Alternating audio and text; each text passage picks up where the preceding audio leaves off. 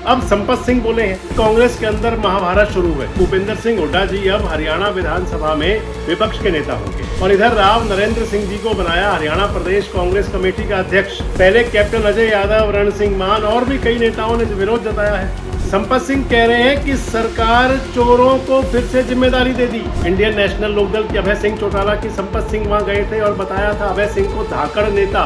उम्मीद तो ये थी कि कांग्रेस को जैसे ही नेता विपक्ष और प्रदेश अध्यक्ष मिलेंगे कुछ बड़ा हो जाएगा, लेकिन यहाँ तो सब उल्टा हो रहा है। दोस्तों नमस्कार, मैं संजय मग्गू और मौजूद हैं देश रोजाना के डिजिटल मीडिया मंच पर। हरियाणा कांग्रेस कमेटी ने पिछले 48 घंटे के अंदर बड़े फैसले हुए। हरियाणा कांग्रेस के लिए कांग्रेस आला कमान ने भूपेंद्र सिंह हुड्डा जी को हरियाणा सीएलपी लीडर यानी कि कांग्रेस विधायक दल का नेता चुना, अपॉइंट किया उनको। और इसके साथ ही भूपेंद्र सिंह हुड्डा जी अब हरियाणा विधानसभा में विपक्ष के नेता होंगे और इधर राव नरेंद्र सिंह जी को बनाया हरियाणा प्रदेश कांग्रेस कमेटी का अध्यक्ष। और तब से ही कांग्रेस के अंदर महाभारत शुरू है। कई बड़े नेता बोल रहे हैं फैसले को लेकर के कि राहुल जी ने क्या फैसला किया, कांग्रेस आला कमान ने क्या फैसला किया। अब संपत सिंह बोले हैं। पहले कैप्टन अजय यादव, रण सिंह मान और भी कई नेताओं ने विरोध जताया है। हालांकि ये अभी शुरुआती दौर है, शुरुआती रुझान है अभी, तो ये अभी और रुझान भी आने बाकी हैं। लेकिन आज संपत सिंह जी ने जो कहा है, हरियाणा प्रदेश कांग्रेस कमेटी के नेता चौधरी देवीलाल की पाठशाला के विद्यार्थी, शायद उनका मन तो कांग्रेस में कम लग रहा है, लेकिन उन्होंने कांग्रेस आला कमान को एक सोशल मीडिया एक्स पर पोस्ट की है और कांग्रेस आला कमान को एक प्रकार से कहें तो आईना दिखाया है। संपत सिंह जी के बारे में भी आपसे बात करूंगा और ये भी बताऊंगा कि उन्होंने क्या कहा है हुड्डा साहब के लिए। संपत सिंह कह रहे हैं कि सरकार चोरों को फिर से जिम्मेदारी दे दी। संपत सिंह कह रहे हैं, आप पढ़ लीजिए। पहले आपको बता दें कि संपत सिंह जी ने पोस्ट का किया है। लिखा है कि स्वर्गीय चौधरी भजनलाल जी के नेतृत्व में 2005 में 67 सीटें आने के बाद लगातार पार्टी को नुकसान पहुंचाने वाले को फिर से पार्टी सौंप दी गई। एक साल के मंथन के बाद क्या यही बदलाव है? युवाओं को आगे क्यों नहीं बढ़ाया जा रहा? सरकार चोरी का जिम्मेदार ही अब पार्टी का झंडा बुलंद करेगा। इस क्षति की पूर्ति होना सिर्फ मुश्किल ही नहीं, नामुमकिन भी है। इस निर्णय से पार्टी के निष्ठावान कार्यकर्ता हताश हैं और जनता में अविश्वसनीयता की स्थिति है। ये संपत सिंह जी का सोशल मीडिया एक्स पर ट्वीट है। नंबर 1, जिन्होंने 65 से रसातल पर ले आए, यानी कि 65 विधायक 2005 में दिए थे, 65 से घटाते चले गए लगातार। पहली बात। दूसरी बात कह रहे हैं कि जिनकी वजह से सरकार चोरी का आरोप लगा रहे हैं सीधे सीधे संपत सिंह जी। तीसरी बात कह रहे हैं कि युवाओं को आगे लाना था आपने, तो राहुल जी आपने कहा था। और चौथी बात कह रहे हैं कार्यकर्ताओं के बाद अविश्वास का माहौल है। हालांकि हुड्डा साहब के समर्थक खुश हैं। एक सोशल मीडिया पर एक पोस्ट वीडियो चल रही है, एक क्लिप चल रही है जिसके अंदर हिसार कांग्रेस कमेटी के शहरी अध्यक्ष हैं, हरियाणा व्यापार मंडल के प्रदेश अध्यक्ष भी हैं, व्यापारी नेता हैं बजरंग दास गर्ग, खुशी से फूले नहीं समा रहे, दबादब डांस कर रहे हैं हुड्डा साहब को नेता विपक्ष बनने की खुशी में। अब पता नहीं कि ऐसा बड़ा क्या मिल गया बजरंग दास गर्ग जी को, क्या लग रहा है कि इतना क्या बड़ा मिल गया, वो तो पहले ही था, लेकिन खुशी के मारे वो फूले नहीं समा रहे कि चलो 1 साल बाद अध्यक्ष बन गए नेता विपक्ष। लेकिन संपत सिंह जरूर आंखों में आंखें डाल के बात करने वाली बात कर रहे हैं। पहले आपको बता दूं संपत सिंह जी का क्या हरियाणा की राजनीति में रोल है। संपत सिंह 1980 के अंदर पहला चुनाव लड़े थे, उपचुनाव था, बाई इलेक्शन था और उस उपचुनाव में संपत सिंह थोड़े से वोटों से हार गए थे चौधरी देवीलाल की पार्टी से। 1982 में संपत सिंह इलेक्शन लड़े थे, इंडिपेंडेंट, समर्थन जनता पार्टी का मिला, चौधरी देवीलाल का मिला, विधायक बने। 1987 में भी विधायक बने और पहले हरियाणा सरकार के अंदर एक्साइज एंड टैक्सेशन मिनिस्टर हुए और उसके बाद में बनाया गया उनको हरियाणा का होम मिनिस्टर। 1991 में हरियाणा विधानसभा के अंदर विपक्ष के नेता हुए प्रोफेसर संपत सिंह। 1996 में संपत सिंह चुनाव हार गए भट्टू कला से, पहली उनकी दूसरी हार हुई। 1998 में फतेहाबाद का विधानसभा उपचुनाव हुआ, उस चुनाव को फिर जीत गए। 2000 के चुनाव में फिर जीते इंडियन नेशनल लोकदल से ही, और हरियाणा प्रदेश में मिनिस्टर फाइनेंस रहे, वित्त मंत्री। उसके बाद 2005 का विधानसभा चुनाव हार गए। 2009 का लोकसभा चुनाव लड़ा इंडियन नेशनल लोकदल से, और उस लोकसभा चुनाव में बहुत थोड़े से मार्जिन से हिसार का लोकसभा चुनाव हारे। बाद में उनका मन खट्टा हो गया चौधरी ओम प्रकाश चौटाला जी से, और कांग्रेस में चले गए हुड्डा साहब के नेतृत्व में।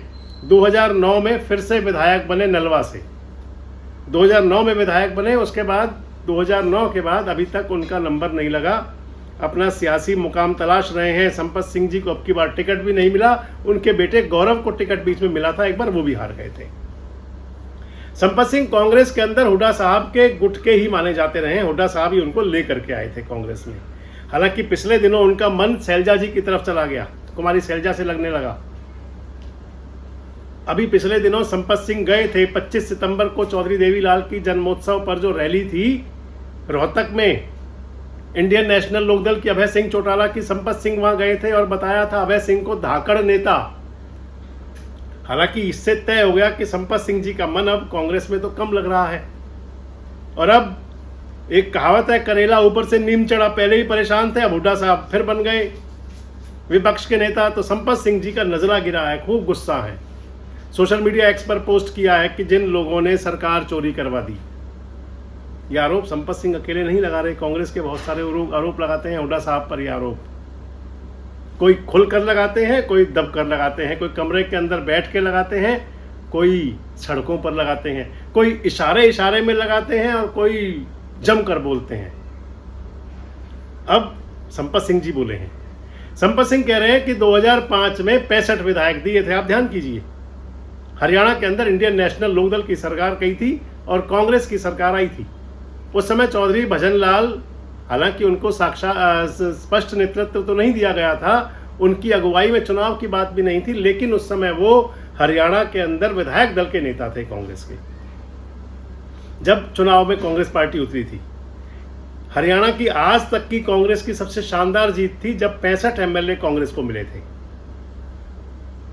65 एमएलए से जब भजनलाल जी को तो कांग्रेस आला कमान ने मुख्यमंत्री लायक समझा नहीं, और हुड्डा साहब को नेतृत्व दिया 2005 में।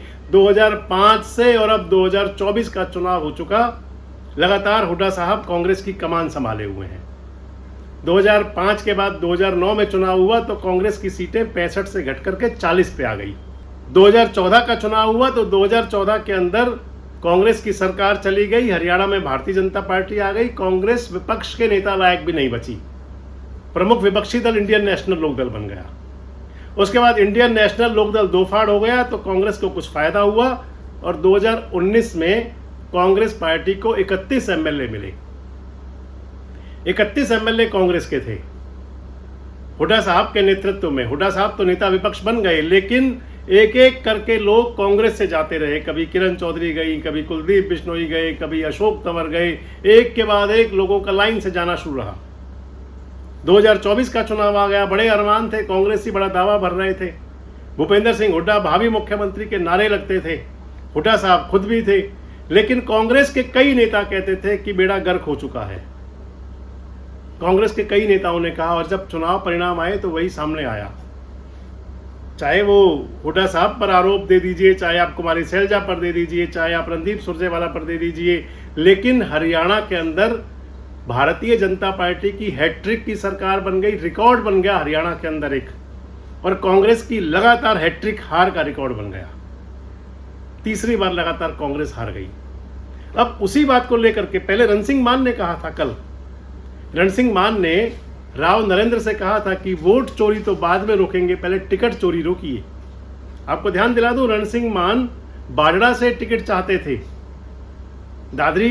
चरखी दादरी जिले की बाजड़ा विधानसभा सीट है, और वहां से रण सिंह मान टिकट चाहते थे विधानसभा का।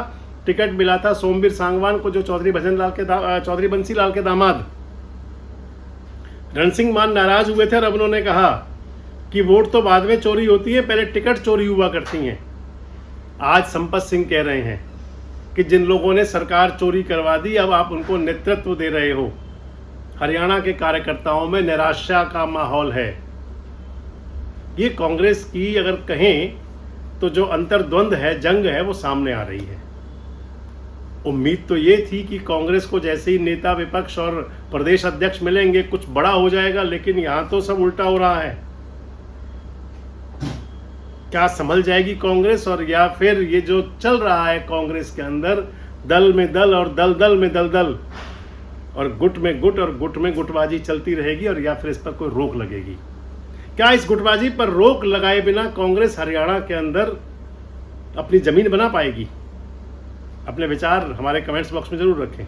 जुड़े रहें हमारे साथ, देखते रहें देश रोजाना। हमारे साथ जुड़े रहने के लिए सब्सक्राइब करें देश रोजाना के YouTube चैनल को और नई वीडियो की नोटिफिकेशन पाने के लिए बेल आइकन जरूर दबाएं। अगर आप ये वीडियो Facebook या Instagram पर देख रहे हैं तो पेज को लाइक और फॉलो जरूर करें और ज्यादा से ज्यादा शेयर करें।